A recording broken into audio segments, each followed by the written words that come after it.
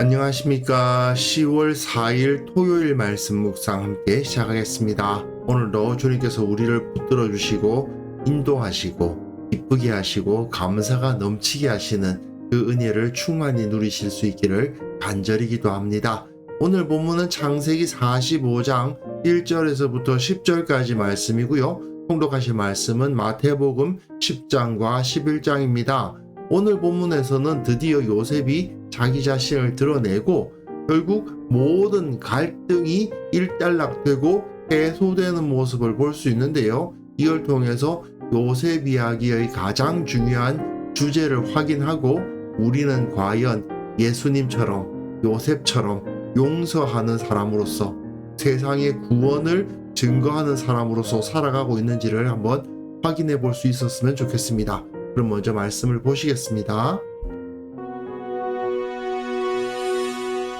요셉이 시종하는 자들 앞에서 그 정을 억제하지 못하여 소리질러 모든 사람은 나에게서 물러가라.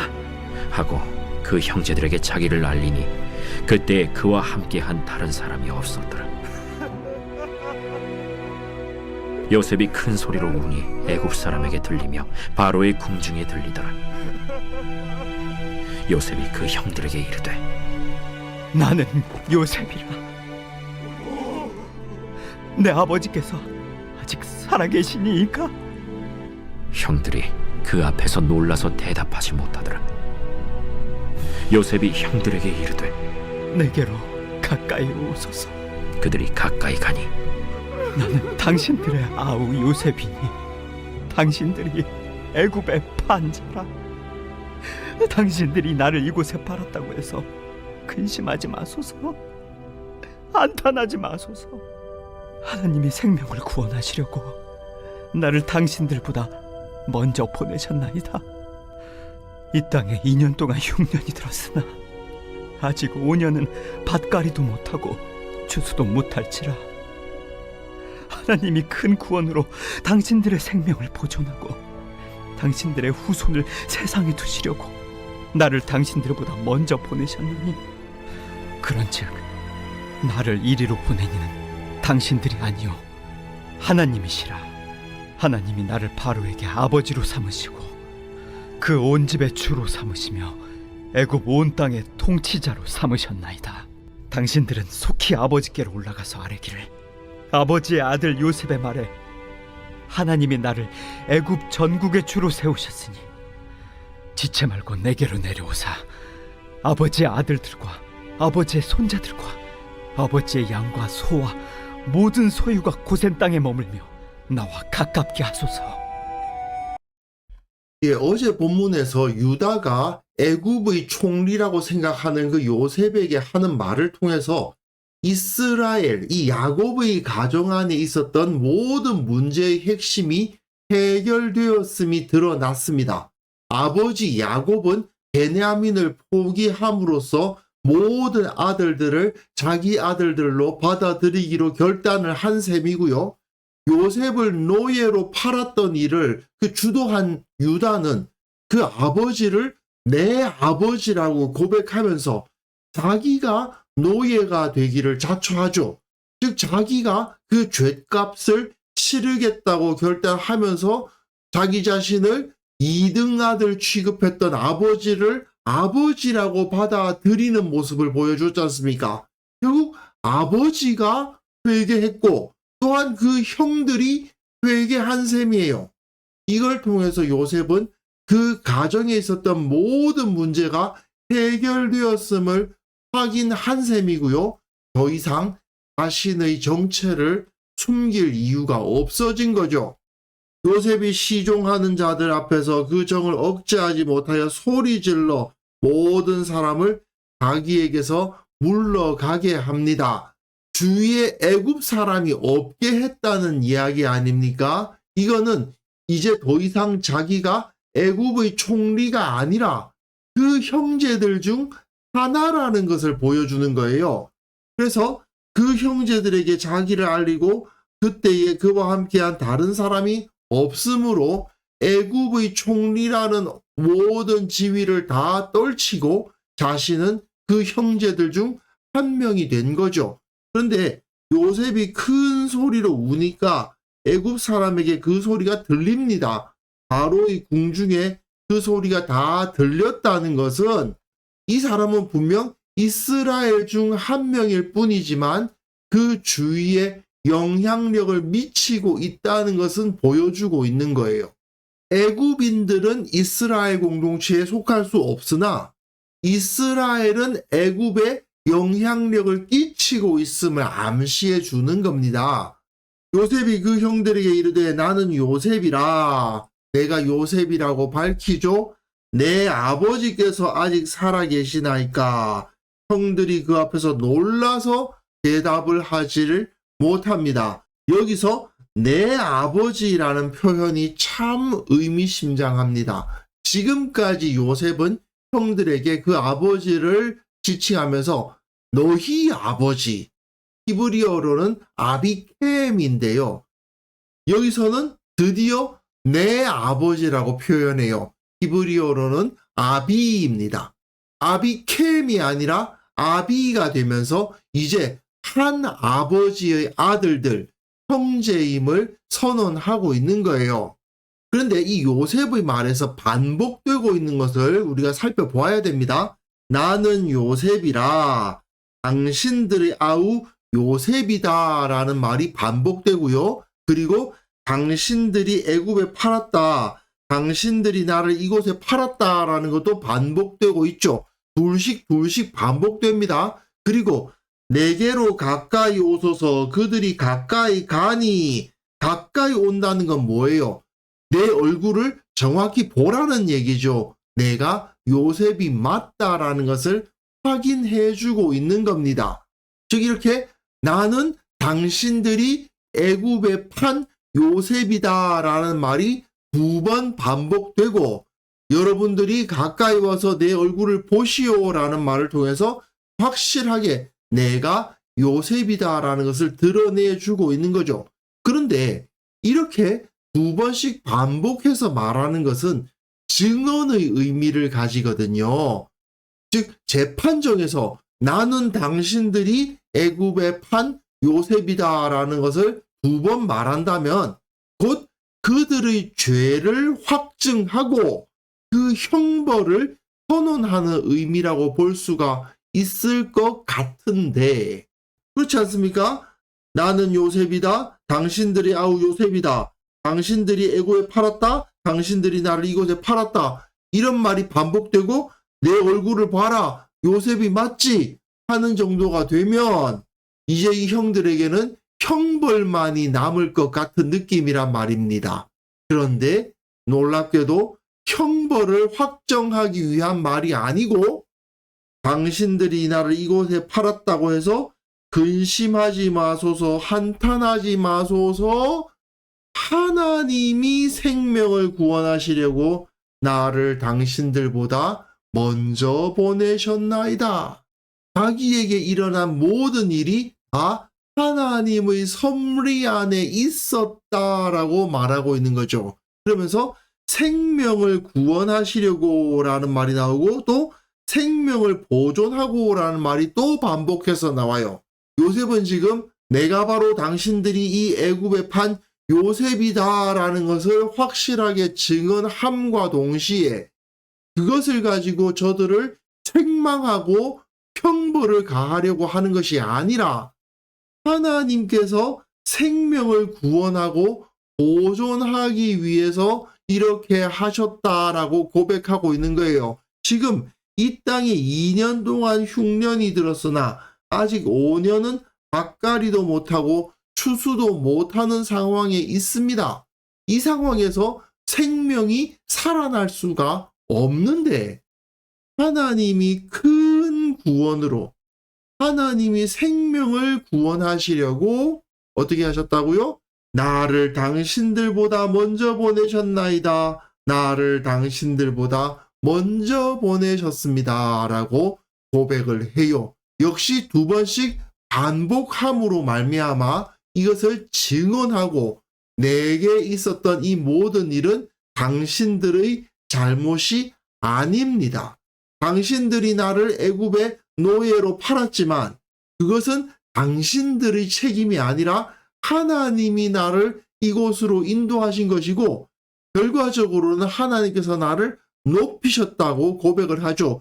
그런즉 나를 이리로 보내는 이는 당신들이 아니요 하나님이시라. 당신들이 나를 노예로 판 것이 아니라 하나님이 나를 이곳으로 인도하셨습니다. 하나님이 나를 바로에게 아버지로 삼으시고 그 온 집의 주로 삼으시며 애굽 온 땅의 통치자로 삼으셨나이다. 바로의 아버지요 그 온 집의 주요 애굽 온 땅의 통치자로 삼으신 하나님의 권능이 나타났다라고 선언을 하는 겁니다. 이건 결국 요셉이 그 형들을 완전히 용서했다는 것을 의미합니다. 이걸 통해서 이 가정은 완전히 회복이 된 거예요. 아버지는 요셉과 베냐민만을 자기 아들이라고 여기는 것을 포기했고 10명의 형들의 경우는 유다가 대표가 되어서 요셉과 베냐민만 편애했던 그 아버지를 나의 아버지라고 고백했을 뿐 아니라 요셉을 노예로 팔았던 그 죄값을 내가 받겠다라고 말했고 그리고 요셉은 자기를 억울하게 붙잡아 구덩이에 던지고 노예로 팔았던 그 형들의 행위가 그들의 책임이 아니라 하나님의 섭리에 의해서 그렇게 된 것이라고 말하며 용서해 주고 있는 거잖아요. 이렇게 이들은 완전히 하나가 되었고 완전한 화해를 이룬 것입니다. 그래서 요셉은 이제 그 가족이 어떻게 되어야 되는가를 보여주고 있어요. 당신들은 속히 아버지께로 올라가서 아뢰기를 아버지의 아들 요셉의 말에 하나님이 나를 애굽 전국의 주로 세우셨으니 지체 말고 내게로 내려오사. 아버지의 아들들과 아버지의 손자들과 아버지의 양과 소와 모든 소유가 고센 땅에 머물며 나와 가깝게 하소서. 요셉이 원하는 것은 사실은 아버지의 집으로 돌아가는 것이었죠. 풀 맡은 관원장에게 원했던 게 뭐였습니까? 그가 아버지의 집으로 돌아갈 수 있도록 해달라고 말했잖아요. 그런데 지금 상황에서는 아버지의 집으로 자기가 돌아가서는 안 되고 아버지가 나에게 오심으로써 아버지와 함께 있는 것을 원하고 있는 거 아닙니까? 결국 서로 멀리 떨어져 살아가는 관계가 아니라 형제들의 가족들이 가까운 곳에 거하면서 교류하는 관계가 되고 모두가 다 한 아버지의 아들들임을 인식하면서 살아가는 그러한 삶을 살아가기를 원했던 것입니다. 여기서 요셉은 고센 땅을 벌써 말하고 있어요. 고센 땅에 머물며 나와 가깝게 하소서라고 되어 있는데 사실은 고센이 정확하게 어딘지에 대해서는 논란이 있습니다. 하지만 어쨌든 요셉은 이미 이 고센이란 땅을 마음에 두고 하나님께서 자기 가족들을 회복시키실 때 그곳으로 이주시킬 것까지 생각하고 있었다는 것을 알 수가 있죠. 결국 요셉은 이들을 다 구원해서 하나님의 동산으로 이들을 인도해 넣는 겁니다. 마치 하나님께서 아담을 에덴으로 인도해 들이셨던 것처럼 요셉은 온 땅을 다스리는 자가 되어서 자신의 가족을 아버지의 집을 고센 땅으로 인도해 드리는 거예요. 자기가 아버지의 집으로 돌아갈 수 없지만 아버지의 집을 이곳 고센 땅으로 인도해 옴으로써 자기가 아버지께로 돌아가는 그러한 효과를 내고 있는 것을 볼 수 있습니다. 사실 창세기의 메인 주제를 여러 가지로 볼 수 있지만 이렇게 집으로 돌아감, 아버지의 집으로 돌아감 이게 굉장히 중요한 주제로 제시되고 있거든요. 여기서도 이 주제, 컴백 홈의 주제가 나타나고 있는 것을 볼 수 있습니다. 사실 이 가족이 회복되기 위해서 가장 중요한 열쇠를 가진 사람은 요셉이었죠. 다 속이는 사람들이었어요. 하지만 이 요셉만은 정직한 사람, 한 명의 정직한 요셉이 있었기에 하나님을 통해서 이 가족은 구원을 받을 수 있었습니다. 따지고 보면 요셉은 야곱이 그 외삼촌에 의해서 당한 일이나 그 형들이 아버지 야곱으로부터 당한 차별 대우 그것보다 훨씬 더 크고 억울한 일을 당했죠. 사실 누군가를 붙잡아서 노예로 파는 것은 살인과 같은 것입니다. 그러니 자기는 형들에 의해서 죽임을 당한 거나 마찬가지예요. 그런 일을 당했습니다. 그뿐만 아니라 보디발의 아내에 의해서 얼마나 억울한 일을 당했습니까? 그럼에도 불구하고 그는 끝까지 자기의 의로움을 지켰죠. 그리고 그 의로움으로 형들을 심판하는 것이 아니라 오히려 용서하고 있지 않습니까? 이런 사람이 결국 세상을 다스리는 사람이 되고 구원하는 사람이 되는 것인데, 요셉이 보여주고 있는 그 모습을 가장 정점으로서 보여주시는 분이 바로 우리 주님 예수님이라고 할 수 있죠. 예수님은 요셉보다 더 고통스럽고 더 억울한 일을 당하셨음에도 불구하고 그 백성들을 용서하시고 그들을 위해서 자기 목숨을 대속물로 내어주셨다는 것을 우리는 기억해야 됩니다. 그리고 우리도 예수님처럼 요셉처럼 용서함으로써 주님께서 우리를 용서해 주셨음을 세상에 드러내고 그것을 통해서 세상을 치유하고 변화시키고 구원하는 자들이 되어야 한다는 사실을 기억할 수 있었으면 좋겠습니다. 결국 주님의 용서로 우리는 세상에 구원을 선포하는 사람들입니다. 그래서 이 시간 함께 기도하셨으면 좋겠는데요. 우리가 예수님처럼 용서하고 세상을 회복시키는 자들이 되게 하여 주옵소서. 우리 교회가 서로 사랑하고 용서하고 온전한 공동체로 세워질 수 있게 하옵소서. 함께 기도하는 시간 가졌으면 합니다.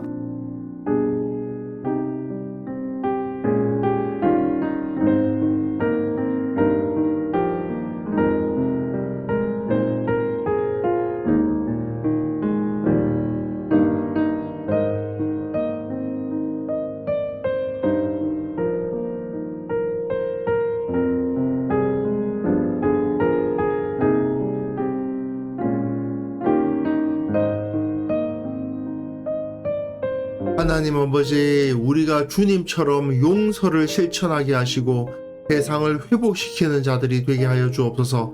예수님의 제자로서 예수님처럼 살아가고 예수님처럼 사랑하고 예수님처럼 용서하는 자가 되게 하여 주옵소서. 우리 교회의 모든 성도들이 서로를 사랑하고 용서하게 하시고 그것을 통해서 이 교회가 온전한 공동체로 세워질 수 있기를 원합니다. 한국 교회의 모든 교회들이 참으로 사랑과 용서를 실천하는 사람들이 공동체로 거듭나게 하시고 그것을 통해서 먼저 그들이 바로 세워지고 또한 세상에 강한 영향력을 끼쳐서 세상을 구원하는 공동체가 되게 하여 주옵소서.